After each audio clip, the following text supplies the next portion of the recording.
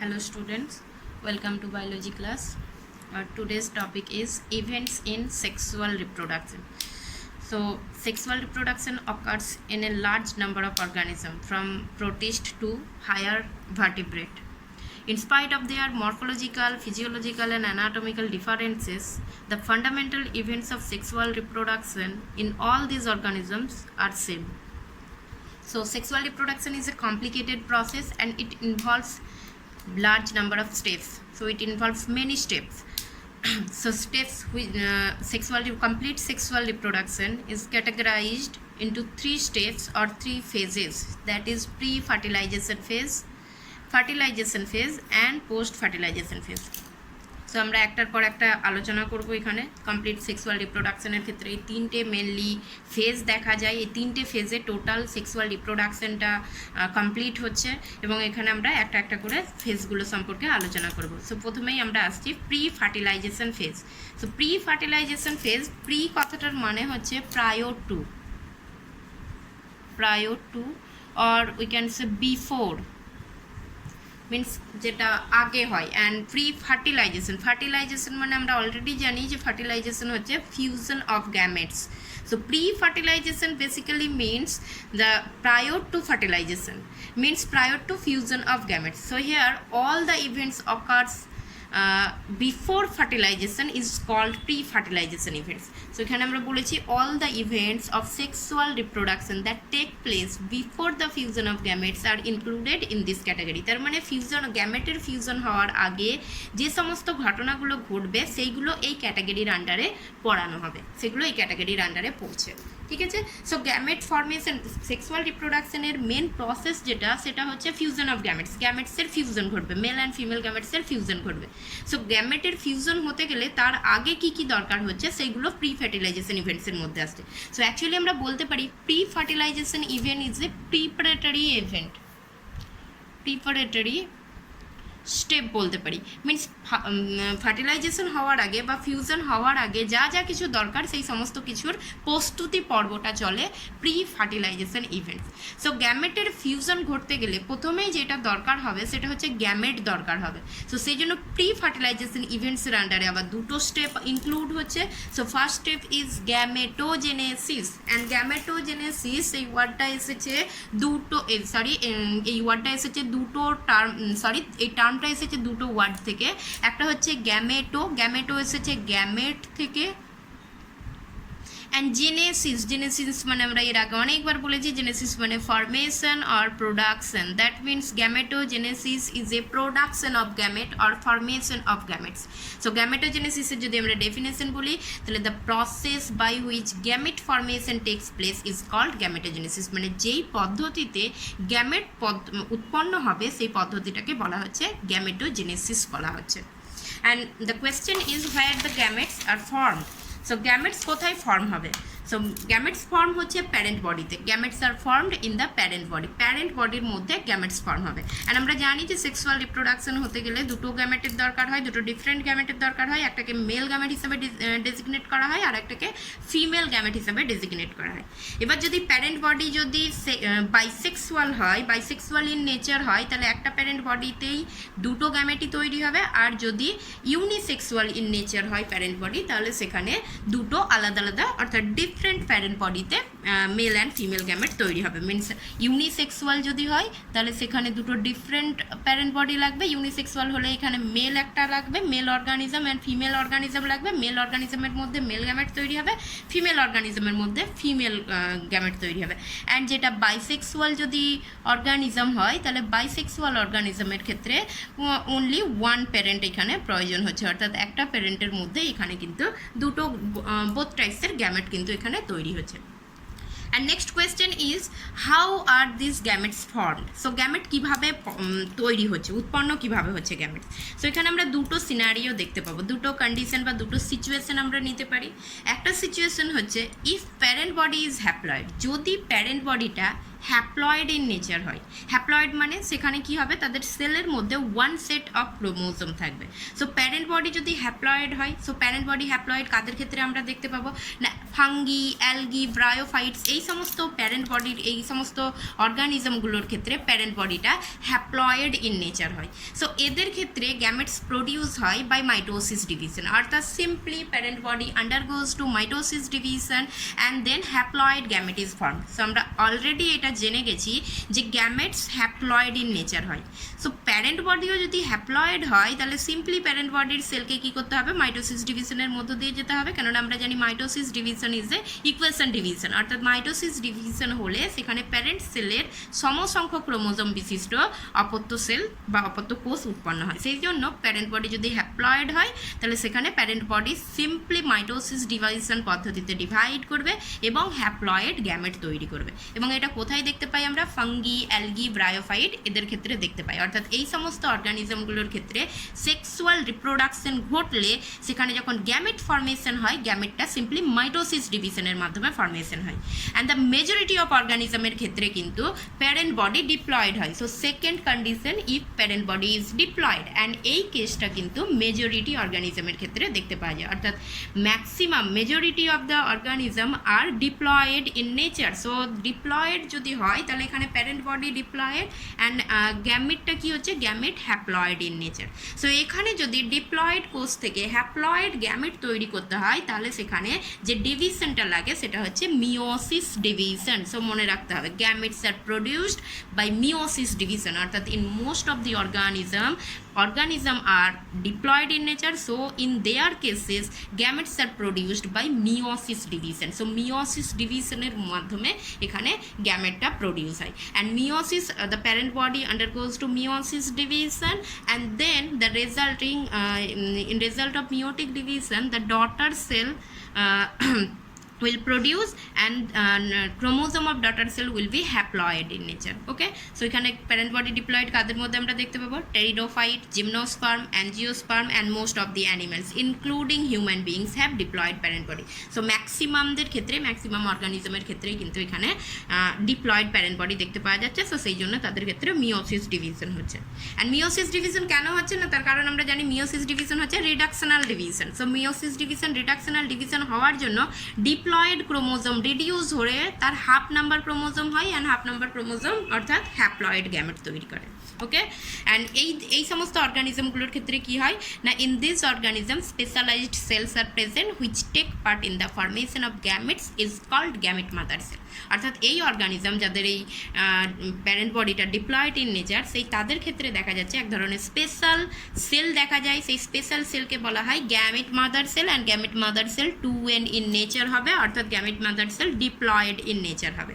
And এই gamete mother সেলের মধ্যে মিওসিস ডিভিশন ঘটবে। সো এখানে এই স্পেশালাইজড সেলগুলোকে আরও একটা বলা হচ্ছে, this specialized cells is also called meiocyte. So meiocyte, এই স্পেশালাইজড সেল বা গ্যামেট মাদার সেল যেগুলোর মধ্যে মিওসিস ডিভিশন হবে সেগুলোকে বলা হয় মিওসাইট। সো মিওসাইটের যদি আমরা ডেফিনেশন বলি তাহলে মিওসাইটস হচ্ছে cells undergoing meiosis division, cells undergoing meiosis division.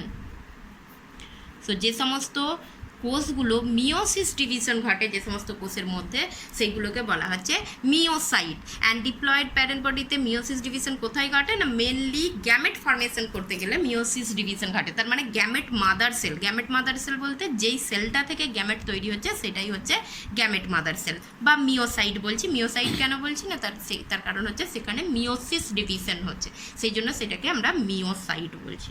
ওকে, সো এইগুলোর মিওসাইট এর ক্ষেত্রে মনে রাখতে হবে যে মিওসাইটের ক্রোমোজোম সংখ্যা কিন্তু 2n। সো এখানে কোয়েশ্চেন অনেক সময় আসে যে হিউম্যান বিইংয়ের ক্ষেত্রে মিওসাইটের ক্রোমোজোম সংখ্যা কত। সো মিওসাইট মানে যেখানে মিওসিস ডিভিশন হবে তার মানে 2n, অ্যান্ড হিউম্যান বিইংয়ের ক্ষেত্রে, হিউম্যানের ক্ষেত্রে 2n = 46। তার মানে হিউম্যানের ক্ষেত্রে যদি মিওসাইটের ক্রোমোজোম সংখ্যা জিজ্ঞাসা করে তাহলে সেখানে কিন্তু 46 হবে।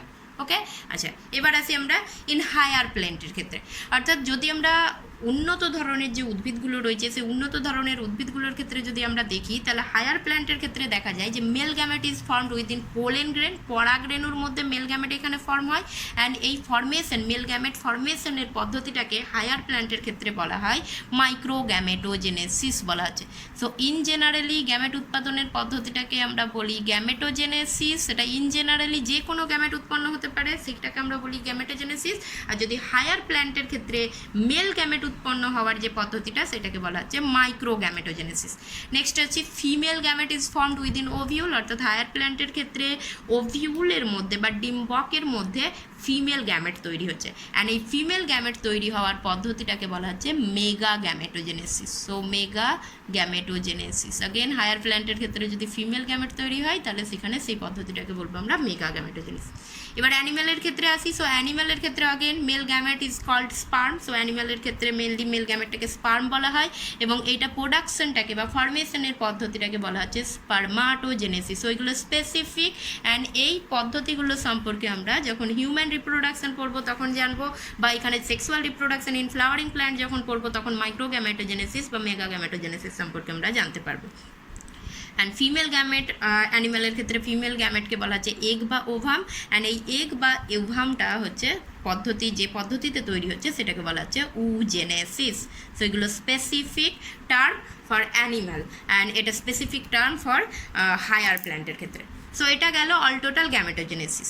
অ্যান্ড এরপর আসছি আমরা সেক্সুয়াল রিপ্রোডাকশনের আমরা ইভেন্টস পড়ছি। সো ফার্স্ট ইভেন্টস আমরা প্রি ফার্টিলাইজেশন ইভেন্টস পড়ছি, অ্যান্ড প্রি ফার্টিলাইজেশন ইভেন্টসের আন্ডারে আমরা প্রথম যে স্টেপটা পড়লাম সেটা হচ্ছে গ্যামেট ফর্মেশন, অর্থাৎ গ্যামেটোজেনেসিস ঘটছে। গ্যামেটোজেনেসিস হয়ে যাওয়ার পর ফিউশন হওয়ার আগে এরপর কি করতে হবে না, দুটো গ্যামেটকে ফিজিক্যাল কন্ট্যাক্টে আসতে হবে, অর্থাৎ যতক্ষণ না দুটো গ্যামেট একে অপরের সংস্পর্শে আসে ততক্ষণ তাদের মধ্যে কিন্তু ফিউশন ঘটবে না।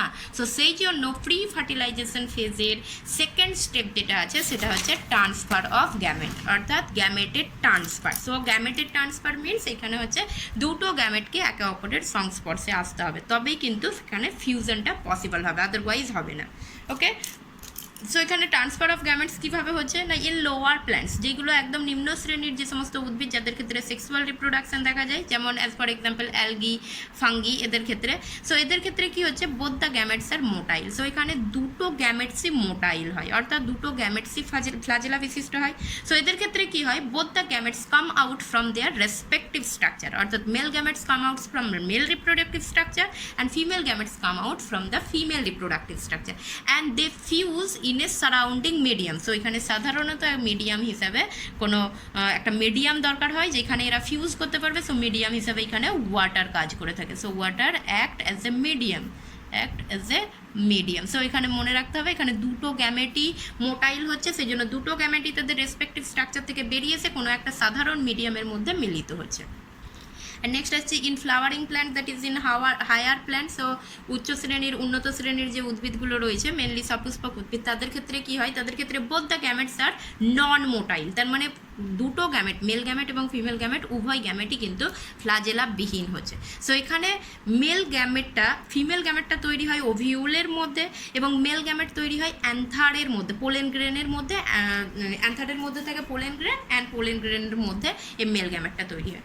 সো মেল গ্যামেটটাকে ফিমেল গ্যামেটের কাছে পৌঁছানোর জন্য এখানে একটা বিশেষ মেকানিজম বা বিশেষ পদ্ধতি হয়, সে পদ্ধতিটার নাম হচ্ছে pollination. So male gametes is brought into the female reproductive organ by means of pollination. So pollination, what is pollination? Pollination is the transfer of male gamete from anther to stigma. So another থেকে mail গ্যামেটটা বা pollen grain, mail গ্যামেটের জায়গায় না লিখে আমরা pollen grain লিখতে পারি, এখানে mail gamete না লিখে pollen grain. So actually pollen গ্রেনটা ট্রান্সফার হয়। So transfer of pollen grain from anther to stigma, অর্থাৎ অ্যান্থার থেকে স্টিগমার মধ্যে পোলেন গ্রেনের ট্রান্সফারের পদ্ধতিটাকে বলা হচ্ছে পলিনেশন বলা হচ্ছে। সো এখানে আমি একটা স্ট্রাকচার দেখিয়েছি। সো এটা একটা ফুলের পার্ট দেখানো হচ্ছে, এটা হচ্ছে স্ট্যামেনের স্ট্রাকচার দেখানো হচ্ছে। সো স্ট্যামেনের মধ্যে এটা ফিলামেন্ট অ্যান্ড এটা হচ্ছে অ্যান্থার, অ্যান্ড এই জায়গাটা হচ্ছে স্টিগমা। সো অ্যাকচুয়াল পলিনেশন বলতে বোঝাচ্ছে এটা একটা বাইসেক্সুয়াল ফ্লাওয়ার দেখানো হচ্ছে, সেই জন্য কি হচ্ছে না এখানে একটা ফুলের মধ্যেই এখানে স্ট্যামেনও রয়েছে, আবার হচ্ছে তোমার এখানে পিস্টিলও রয়েছে, অর্থাৎ পুংকেশর আর গর্ভকেশর উভয় রয়েছে। সো এই অ্যান্থারের মধ্যে কে তৈরি হয়? পোলেন গ্রেন তৈরি হয়। অ্যান্ড যখন পোলেন গ্রেনগুলো ম্যাচিওর হয়ে যায়, অ্যান্থারটা বাস্ট করে যায়, বাস্ট করে যাওয়ার পর এইখান থেকে এই পোলেন গ্রেনগুলো এর মধ্যে পড়বে, অর্থাৎ এই স্টিগমার মধ্যে পড়বে। অ্যান্ড এগটা কোথায় রয়েছে? এগ রয়েছে এখানে, অর্থাৎ ওভারির মধ্যে রয়েছে। তারপরে এই স্টিগমা থেকে স্টাইল ভেদ করে ওভারির মধ্যে এসে এগের সঙ্গে ফিউজড করবে। সো সেটা আমরা যখন sexual reproduction in flowering plant পড়বো তখন ডিটেলসে পড়বো কীভাবে এখানে আসছে। সো হায়ার প্ল্যান্টের ক্ষেত্রে পোলেন ট্রান্সফারের যে মেকানিজমটা সেটাকে বলা হয় mainly pollination. So bisexual flower হলে ন্যাচারালি এখানে অ্যান্থার বাস্ট করে এই স্টিগমার মধ্যে পড়তে পারে, আর এখানে যদি বাইসেক্সুয়াল ফ্লাওয়ার না হয়ে ইউনিসেক্সুয়াল ফ্লাওয়ার হয় তাহলে এখানে কিছু পলিনেটিং এজেন্ট থাকে যারা এই পোলেনটাকে বহন করে নিয়ে যায়। সো পলিনেটিং এজেন্ট দরকার পড়ে এখানে। সো পলিনেটিং এজেন্ট হিসাবে বিভিন্ন ধরনের থাকে, ইনসেক্ট থাকে, ওয়াটার থাকে, তারপর হচ্ছে উইন্ড থাকে। সো বিভিন্ন ধরনের পলিনেটিং এজেন্ট থাকে যারা ইউনিসেক্সুয়াল ফ্লাওয়ারের ক্ষেত্রে এখানে পোলেনটাকে বহন করে নিয়ে যাবে। সো এটা হায়ার প্ল্যান্টের ক্ষেত্রে গেল। অ্যান্ড নেক্সট আসছি আমরা ইন অ্যানিম্যাল। সো অ্যানিম্যালের ক্ষেত্রে কি হচ্ছে? অ্যানিম্যালের ক্ষেত্রে যেটা ঘটে সেটা হচ্ছে মেল গ্যামেটটা এখানে মোটাইল হয় অ্যান্ড ফিমেল গ্যামেট এখানে নন মোটাইল হয়। সো মেল গ্যামেট এখানে ফ্ল্যাজেলা বিশিষ্ট হচ্ছে এবং ফিমেল গ্যামেটটা এখানে নন motile, means without any flagella. So এখানে যেটা ঘটছে অ্যানিম্যালের ক্ষেত্রে, সো এখানে মেল গ্যামেটটাকে, সেই জন্য যেহেতু ফিমেল গ্যামেট নন মোটাইল সেই জন্য মেল গ্যামেটটাকে ফিমেল গ্যামেটের কাছে পৌঁছতে হয়। সো ফিমেল গ্যামেট নিজস্ব যে জায়গা, অর্থাৎ যেখানে উৎপন্ন হচ্ছে ফিমেল রিপ্রোডাক্টিভ ট্র্যাক্ট সেখানে থাকে এবং মেল গ্যামেটটা তার রিপ্রোডাক্টিভ ট্র্যাক্ট থেকে ফিমেল গ্যামেটের কাছে পৌঁছায়। সো এখানে কীভাবে পৌঁছচ্ছে? During sexual intercourse male gamete is deposited to female reproductive part by copulatory organs. আর যখন হচ্ছে সেক্সুয়াল ইন্টারকোর্স হচ্ছে তখন মেল গ্যামেটটা এখানে ফিমেল রিপ্রোডাক্টিভ পার্টের মধ্যে পৌঁছচ্ছে এবং তারপর সেটা ফ্ল্যাজেলা বিশিষ্ট হওয়ার জন্য মুভমেন্ট করে সেটা হচ্ছে এগের বা ওভামের কাছে পৌঁছায়।